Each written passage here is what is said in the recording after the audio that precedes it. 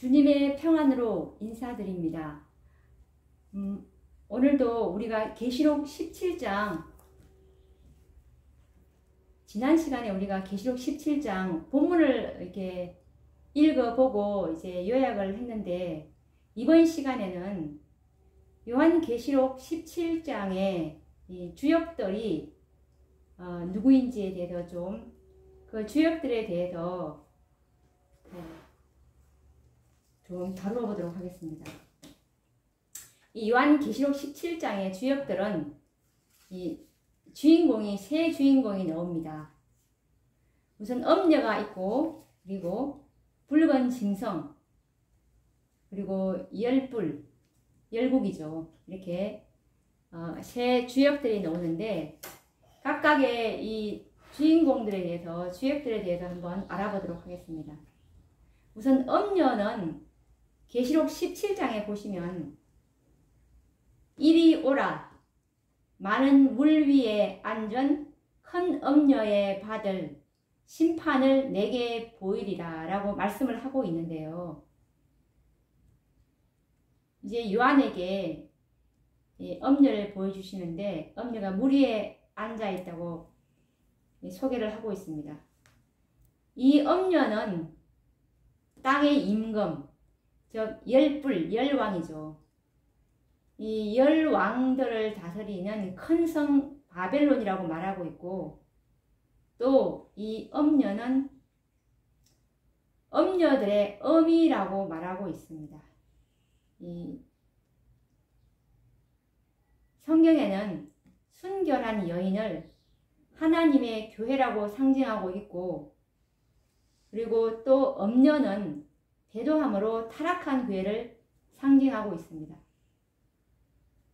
그래서 이 요한계시록 17장에 언급되고 있는 엄녀는 배도한 교회, 법안권을 상징하고 있음을 우리는 너무나 잘 알고 있죠. 또 이 엄녀를 큰 성 바벨론이라고도 부르기도 합니다. 이 말씀을 선지자께서도 이 엄녀가 로마 법안권임을 설명을 하고 있는데, 각 시대의 대쟁투 382페이지에 보시면 선지자께서 이렇게 기록을 해 주셨습니다. 요한계시록 17장의 여자, 즉 바벨론 엄녀는 다음과 같이 묘사되어 있다. 그 여자는 자줏빛과 붉은빛 옷을 입고 금과 보석과 진주로 꾸미고 손에 금잔을 가졌는데, 그 이마에 이름이 기록되었으니 비밀이라, 큰 바벨론이라, 땅의 엄녀들과 가정한 것들의 어미라, 그리스도 교국의 모든 왕들에 대하여 여러 세기 동안 전제적 세력을 휘둘러 온 세력은 로마이다. 또한 성도들의 피에 취한지라 라고 기록되어 있는데, 그리스도교를 매우 잔혹하게 박해한 로마교, 즉 법안권 이외에는 그런 세력으로 인정받을 만한 세력이 없다라고 정확하게 이 화이 선지자께서 기록을 해 주셨습니다. 그리고 또 두 번째 이 요한계시록 17장의 주역인데 누구냐면 붉은 짐승입니다.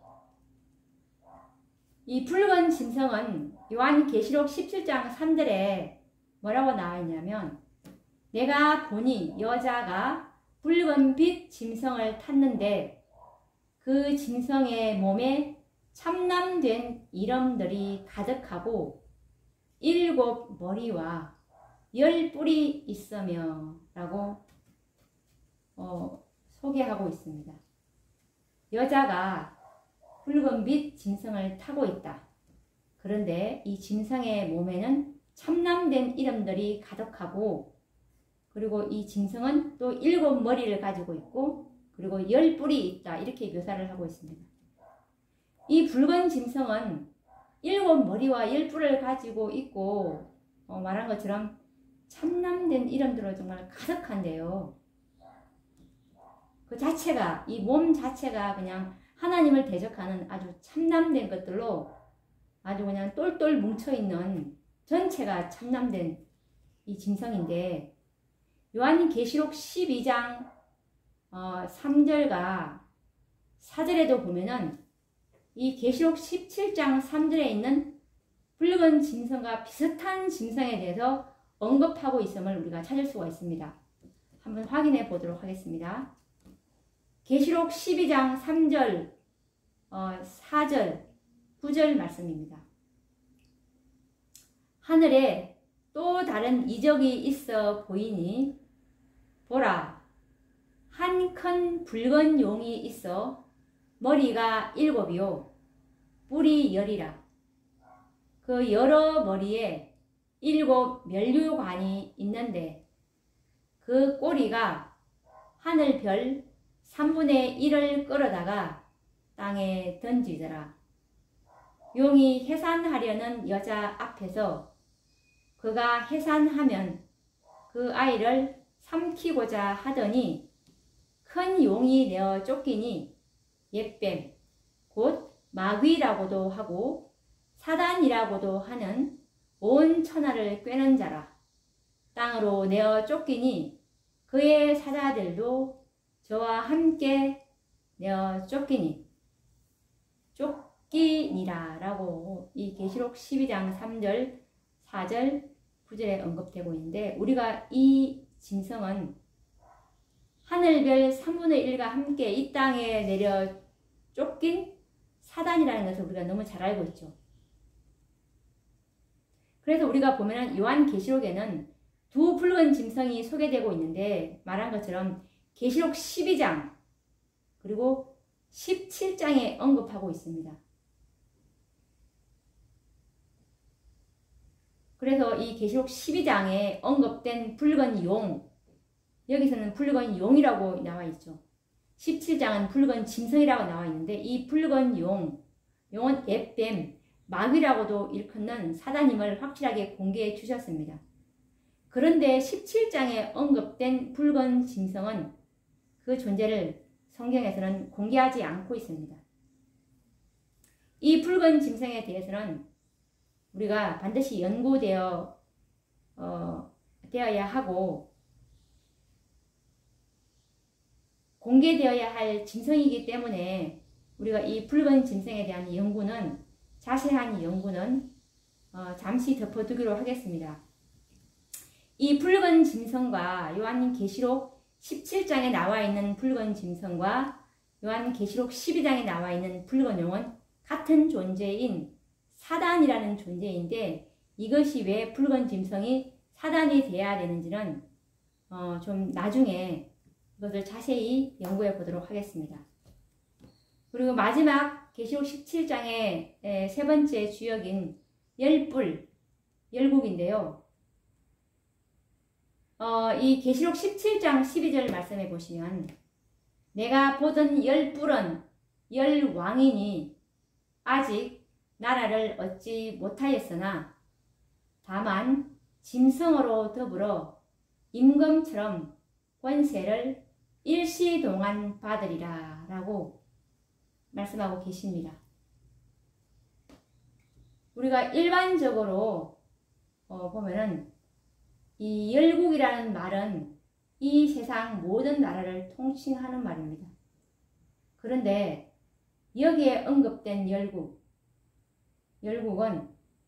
미국과 법왕권 세력을 제외한 모든 나라를 표현하는 말이라고 보아야 합니다. 왜냐하면 계시록 17장에는 엄녀, 즉 법왕권이죠. 법왕권과 열국을 따로 구분해 놓고 있기 때문입니다. 지금 요한계시록 17장은 7재앙 속에서 벌어지는 그런 사건들이기 때문에 이 열뿔은 열왕이고 그리고 아직 나라를 얻지 못하였다고 기록하고 있습니다. 17장 12절 보시면 내가 보던 열뿔은 열왕이니 아직 나라를 얻지 못하였으나 라고 기록하고 있죠. 그런데 짐승으로 더불어 잠시 임금처럼 권세를 받을 것이라고 말하고 있는데, 이 최후의 전쟁, 아마겟돈 전쟁, 6째 재앙 때 일어날 이 아마겟돈 전쟁에서 이 세상 열국들이 이 북방왕인 법왕권과 동맹국, 그 동맹국들과 싸워서 이제 승리를 하고 잠시 동안 붉은 짐승과 함께 이제 큰 권세를 가지게 될 것을 예언하고 있는 것입니다. 이 열불이 이제 북방왕을 위시한 그 동맹국들과 이제 싸워서 이제 열국이 승리를 합니다. 열불 열국이 승리를 해서 잠시 동안 붉은 짐승과 함께 이 세상 권세를 다 나누어 가지게 될 것을 7째 재앙 아마겟돈 전쟁에서 이제 이런 일이 벌어지게 될 것인데, 그런데 마지막 때 열국들은 자기의 권세를 이 붉은 짐승에게 주게 될 것이라고 성경은 기록하고 있습니다. 계시록 17장 17절에 보시면 이 열불이 자기가 이 세상 권세를 다스리는 것이 아니라 붉은 짐승에게 이 권세를 줍니다. 17절에 보시면 하나님이 자기 뜻대로 할 마음을 저희에게 주사 한 뜻을 이루게 하시고 저희 나라를 그 짐승, 즉 붉은 짐승에게 주게 하시되 하나님 말씀이 응하기까지 하심이니라 라고 이렇게 말하고 있기 때문입니다.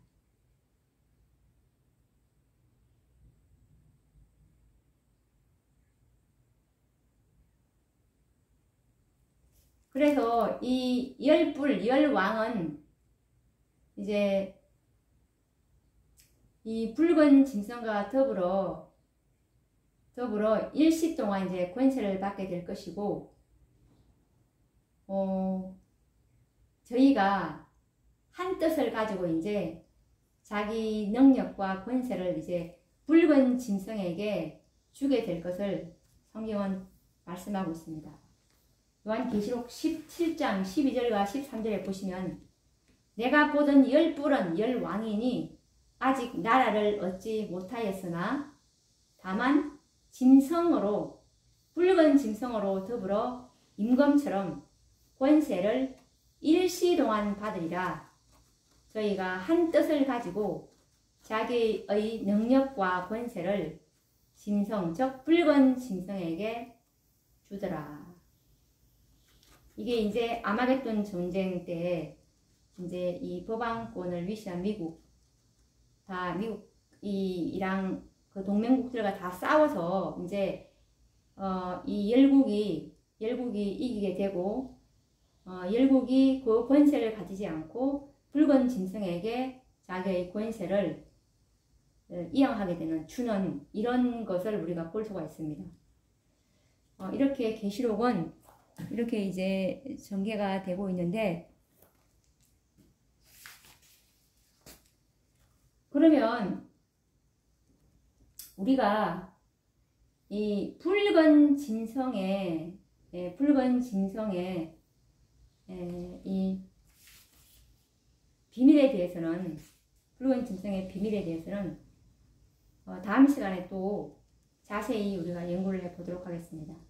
오늘은 요한계시록 17장의 이 주역들인 엄녀가 누구이고, 그리고 붉은 짐승이 누구이며, 열국과 열불은 누구이고, 이 마지막 아마겟돈 전쟁 때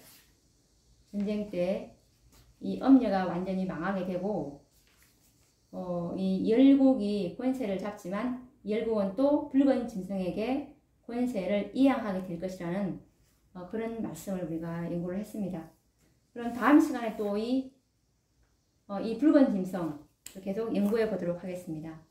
다음 시간에 뵙도록 하겠습니다. 감사합니다.